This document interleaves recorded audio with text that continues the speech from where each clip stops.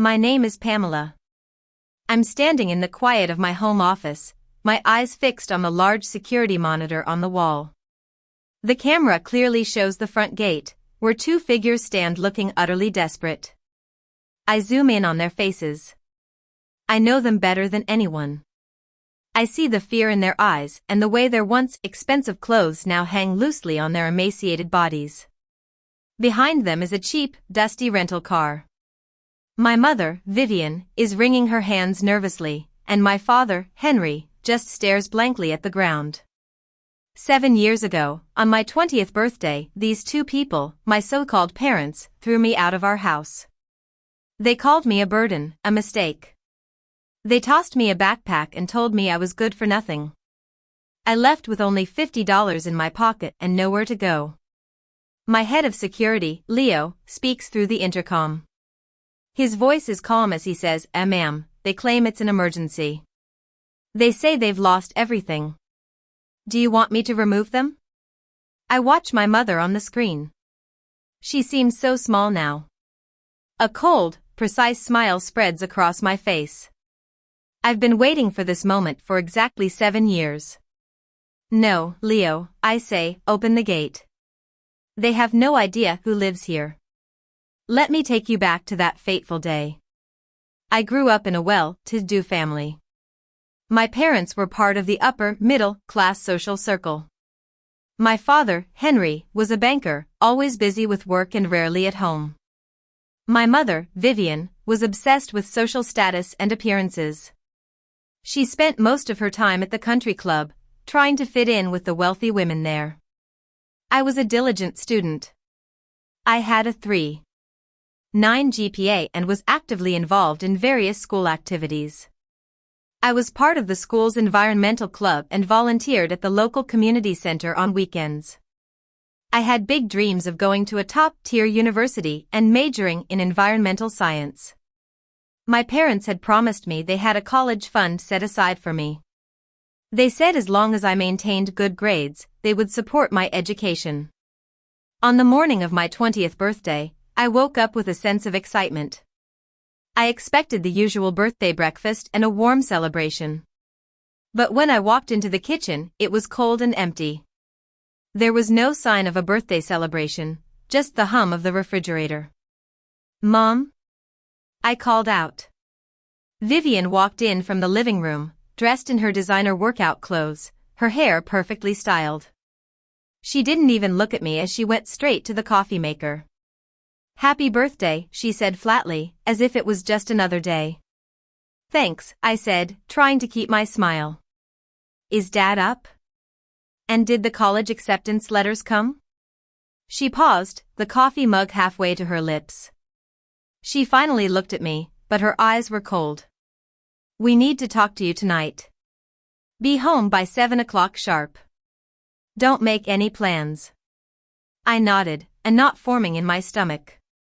Something felt off, but I tried to push the thought away. I spent the day at school in a daze. My friends wished me happy birthday, and my best friend, Lily, gave me a handmade bracelet. But I couldn't shake the feeling that something was wrong. At 6:55 p.m. I walked through the front door. The house was eerily silent. I walked into the living room and saw my father sitting in his armchair, staring into his glass of whiskey. He didn't even look up when I entered. My mother was standing by the fireplace, and in the middle of the room was a suitcase. It wasn't a new set of luggage for college, it was an old duffel bag and a couple of garbage bags filled with my clothes. My heart stopped. What's this? I asked, my voice trembling. Vivian took a step forward, her arms crossed. You're 20 today. You're an adult now. Our responsibility to you ends here. I laughed nervously, thinking it was a bad joke. Mom, what are you talking about? What about college? The fund? There is no fund, she said coldly. We spent it on a new investment. We decided it was more important than your education. I was in shock. But how am I supposed to go to school? You're not, she said. Not on our dime. She then pulled out a piece of paper and threw it at my feet. It was my birth certificate, but the father's name was different. You were a mistake. An affair I had 20 years ago. Your father agreed to raise you to keep up appearances, but now it's over. I looked at my father, pleading for him to say it wasn't true. He finally looked up, his eyes filled with exhaustion. You should go, Pamela, he whispered. Go where? I screamed. I have nowhere to go, no money, nothing. Vivian walked over to the table, took out some cash, and shoved it into my hand. Here, $50. That's all I have. Now get out. If you're not off the property in 10 minutes, I'll call the police. I grabbed my bags and stumbled out onto the front porch. The doors slammed shut behind me, and I heard the deadbolt lock. I stood there, pounding on the door, crying, please, Mom, Dad, don't do this. But the porch light went off, and I was left alone in the dark. I got into my old car, the only thing I owned that I had bought with my part-time job money. I drove aimlessly, not knowing where to go. I spent the first night in a parking lot, scared and alone. The next day, I went to my part-time job at a local bookstore. My boss, Mr. Thompson, looked uncomfortable. Pamela, I'm sorry, but I have to let you go. Your mother called and said you were stealing from the family and that you were unstable. I can't take the risk. I was devastated. She not only kicked me out but also tried to ruin my reputation. I then went to my aunt, Rose's house. She was my mother's sister, and I thought she would help me. But when I knocked on the door, she opened it just a crack, looking terrified. You can't be here, Pamela. Your mother said if I help you, she'll sue me for the money I owe her. And then she closed the door. I felt like I was being pushed into a corner. Everyone was turning their backs on me because of my mother's lies. My friends stopped talking to me, and I was left completely alone. A few weeks later, I was living in my car, running out of money. I was cold, hungry, and desperate. One night, a snowstorm hit. The temperature dropped to 10 degrees Fahrenheit, and my car battery died. I was trapped in the freezing cold, shivering uncontrollably. I thought about giving up, but then a spark of anger flared inside me. I refused to let them win. I forced myself to move, to keep warm, and to fight for my life. The next morning, I walked for miles in the snow until I found a small diner called Sunny's Diner. The owner, Sunny, was an old woman with a kind heart. She saw me shivering outside and invited me in. She gave me a warm meal and a place to sleep. She also offered me a job.